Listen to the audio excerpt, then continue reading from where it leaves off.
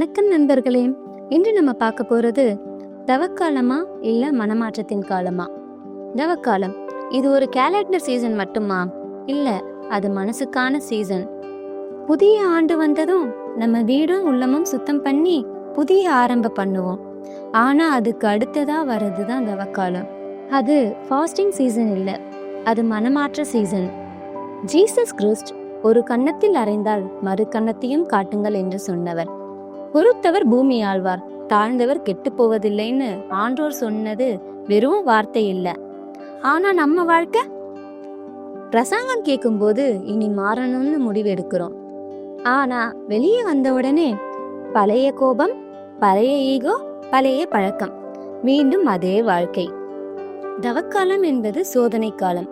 சோதனை காலம் எல்லாம் பெரிய புனிதருக்கு மட்டும் இல்ல, நமக்கெல்லாம் வரும். பட்டினி இருந்தா மட்டும் தவம் இல்ல, சர்ச் போனா மட்டும் மனமாற்றம் ஆகிடாது. உபவாசம் நல்லது, ஜெபம் நல்லது, ஆனா உள்ளத்தை மாற்றலன்னா அதுக்கு அர்த்தம் குறைவு. ஏசு சொன்னார், வலது கை கொடுப்பது இடது கை அறியக்கூடாது. அதாவது நாம் செய்யும் நன்மையை பிரச்சாரமாக்க கூடாது, மறைவாக செய்யணும். கண்ணீர் எல்லாருக்கும் வரும். சில கண்ணீர் சோகத்தால் வரும், சில கண்ணீர் மன்னிப்பால் வரும். ஆனால் மன்னிப்பால் வரும் கண்ணீர் மனசை சுத்தம் பண்ணும். புனிதர்களின் வாழ்க்கை படிக்க மட்டுமல்ல, அதை ஃபாலோ பண்ணுங்க. மேரி மதர் ஆஃப் ஜீசஸ் தாழ்மையால் இரட்சகரின் அன்னைன்னு உயர்ந்த இடம் பெற்றாங்க.